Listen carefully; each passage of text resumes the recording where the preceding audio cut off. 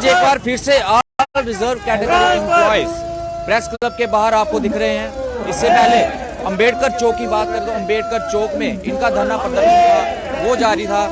एक ही बात इनकी आवाज़ है कि जल्द से जल्द इनकी ट्रांसफ़र पॉलिसी जो है वो लागू की जाए। और आप सीधे तस्वीरों में देख रहे होंगे कि किस तरह से यहाँ पर हमारे साथ जितने भी रिजर्व कैटेगरी एम्प्लॉयज़ हैं वो यहाँ पर बैठे हुए हैं और प्रदर्शन इनके द्वारा लगातार जारी है।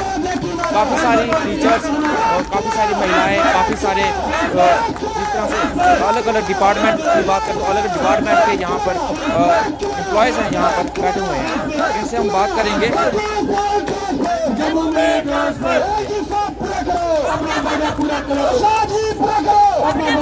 सर, क्या कहना चाहेंगे आज आप जहाँ पर आए हुए हैं प्रदर्शन? सर, क्या कहना चाहेंगे आज आप जहाँ पर प्रदर्शन? देखिए, मैं आम आदमी पार्टी का वर्कर हूं और मेरा नाम DL राधा है। और आम आदमी पार्टी जब से बनी है उसका इतिहास रहा है कि जब भी कहीं समाज में, कहीं भी हिंदुस्तान में, कहीं भी किसी स्टेट में इनजस्टिस होता है तो सबसे पहले जो आवाज़ बुलंद करती है वो आम आदमी पार्टी है। क्योंकि इसका जो जन्म ही है वो इसी वजह से हुआ था कि समाज में जो इनजस्टिस होता है उसके खिलाफ लड़ा जाए, इन जो हुकूमती ताकतें हैं इनके खिलाफ लड़ा जाए। और आज जो मेरे भाई बहन जो पीछे बैठे हुए हैं ये इनजस्टिस का शिकार हो रहे हैं, क्योंकि काफ़ी देर से, काफ़ी महीनों से ये लगातार प्रदर्शन कर रहे हैं और अपनी आवाज़ जो है जहाँ का LG प्रशासन और हमारा जो सेंट्रल गवर्नमेंट है उस तक पहुंचाने की कोशिश कर रहे हैं कि जिस तरह से एक का एक 370 टूटने के बाद टारगेट किलिंग जो है वो बढ़ गई है, आप उन पर काबू नहीं कर पा रहे हैं। और अगर आप उन पर काबू नहीं कर पा रहे हैं तो ये जो लोग हैं, ये किसी का भाई, किसी का बहन, किसी का बेटा, किसी की माँ जो है वो वहां पर तैनात है। और अगर किसी की जान हलाक हो जाती है, जहाँ टारगेट किलिंग के तहत कोई मारा जाता है, तो उनका जो परिवार है वो किसके सहारे जिएगा। और ये एक एक मात्र जो है वो कमाने का साधन है अपने परिवार के लिए। और पूरे परिवार की, अपने बूढ़े माँ बाप की, अपने पूरे परिवार की जिम्मेदारी जो है वो इन लोगों पर है। और काफी महीनों से इनके अकाउंट में सैलरी तक नहीं आई। आप खुद इस महंगाई के जमाने में आप अंदाजा लगा सकते हैं कि अगर इनके अकाउंट में सैलरी नहीं होगी तो ये किस तरह से अपने परिवार का गुजर बसर जो है वो कर पाएंगे। तो इसलिए मैं बार बार जो है वो LG प्रशासन को भी कह रहा हूं और इनका जो समर्थन करने के लिए हम यहां पर आए हैं कि अगर आप जम्मू कश्मीर की जो व्यवस्था है उसको सुधार नहीं सकते हैं और कश्मीर में आप टारगेट किलिंग को रोक नहीं सकते हैं, उसको जो कानून व्यवस्था है उसको वहां पे नाजिम नहीं कर सकते हैं, तो आपका कोई हक नहीं बनता है कि इनको मौत के मुंह में धकेलें और इनको वहां पे टारगेट किलिंग का शिकार होने के लिए, वहां पर मरने के लिए वहां पर छोड़ दें।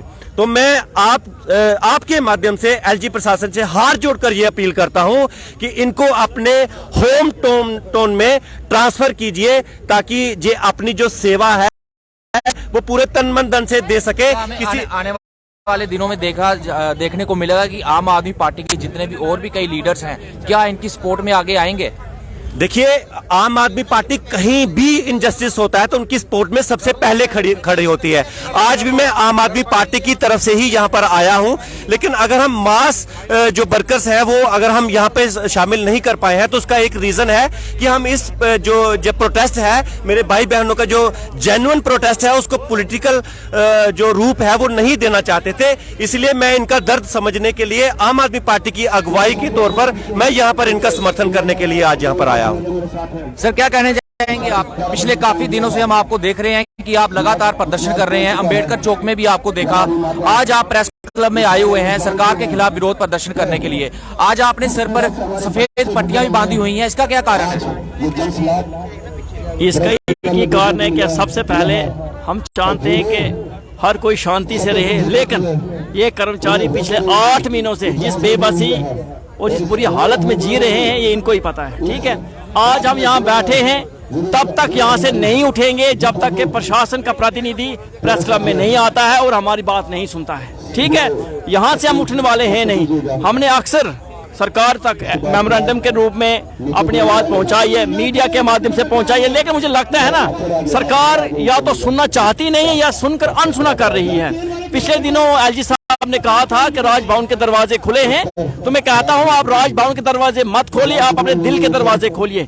राजभवन के दरवाजे पहले से खुले हैं, हमारे अंबेडकर चौक के दोनों दरवाजे वो भी खुले हैं। ठीक है, हम चाहते हैं प्रशासन प्रशासन का प्रतिनिधि और प्रशासन की तरफ से एक ह्यूमैनिटेरियन अप्रोच होनी चाहिए, उनको यहाँ आना चाहिए। और जब तक वो यहाँ पर नहीं आएंगे ये स्ट्राइक इंडेफिनेटली या इंडेफिनेट रूप से यहाँ चलती रहेगी प्रेस क्लब में। अगर रात के 12 भी बज जाएंगे, आज हम प्रेस क्लब से उठने वाले बिल्कुल नहीं है। अगर कल शाम तक भी, कल सुबह तक भी धरना जाएगा, हम चलाते रहेंगे।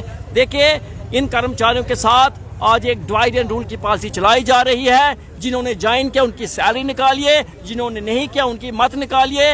एक कर्मचारी के रूप में हमारा अधिकार बनता है कि हम धरना दें। ट्रांसफर पॉलिसी के लिए सरकार प्रतिबद्ध है, एक कमेटी बना के आगे आई थी, लेकिन हमें सरकार आज बताए कि पिछले 7-8 महीनों में उस कमेटी ने क्या प्रोग्रेस की है। एक व्हाइट पेपर रिलीज किया जाए कि आपकी कमेटी ने ये प्रोग्रेस की है, तब जाके इन कर्मचारियों के अंदर एक विश्वास आएगा कि प्रशासन इनके मसले में सीरियस है। अदरवाइज आश्वासन देना, आश्वासन से किसी कर्मचारी के घर में राशन नहीं जाता है, जिसकी सैलरी बंद है, बच्चों की शिक्षा जो है वो सफल हो रही है। और हैरानगी की बात है, अगर प्रशासन हमारी डिमांड को खुद जेन्युइन और जस्टिफाइड मान रहा है तो फिर वो कौन सी ताकतें हैं जिन्होंने आज तक ट्रांसफर पॉलिसी लाने में रुकावट पैदा की है। और मैं ये भी कहता हूँ कि इतना समय हो चुका है। मैं अक्सर कहता हूँ कि गंगा और जमुना में बहुत पानी बह चुका है, 8 महीने वापस नहीं आएंगे। अगर पॉलिसी बनी होती, अगर पॉलिसी बनाने के लिए की नीयत होती, तो मैं ये कहता हूँ कि राजभवन से अगर वो पैदल चलकर भी आती तो 2 महीने 3 महीने के अंदर पॉलिसी अम्बेडकर चौक पर पहुंच जाती। लेकिन आज प्रश्न ट्रांसफर नीति पर नहीं है, बल्कि सरकार की नीयत पे है कि सरकार की नीयत क्या है। क्या इन कर्मचारियों को न्याय दिलाना चाहती है या खाली आश्वासन देना चाहती है। तो जिस तरह से साफ तौर पर इनकी बात सुनी कि जो पॉलिसी है, जो ट्रांसफर पॉलिसी है जल्द से लागू करने की इन्होंने बात कही। वहीं पर सैलरी की बात करें तो इनको सैलरी अभी तक नहीं मिल पा रही है। बिना सैलरी के यहाँ पर धरना प्रदर्शन के लिए यहाँ पर डेली आते हैं और सरकार के खिलाफ प्रदर्शन करते हैं। वहीं पर अंबेडकर चौक में पहले बैठे हुए थे, आज एक बार फिर से प्रेस क्लब में आए हुए हैं और सिर पर सफ़ेद पट्टियाँ इनके द्वारा बांधी गई हैं। सरकार को ये बताया जा रहा है कि हम शांतिपूर्वक जो है विरोध प्रदर्शन कर रहे हैं, हम कोई ऐसा भी काम नहीं कर रहे कि जो कि सरकार के खिलाफ हो। तो ये इनके द्वारा आज प्रदर्शन किया जा रहा है और ट्रांसफ़र पॉलिसी की बात की जा रही है।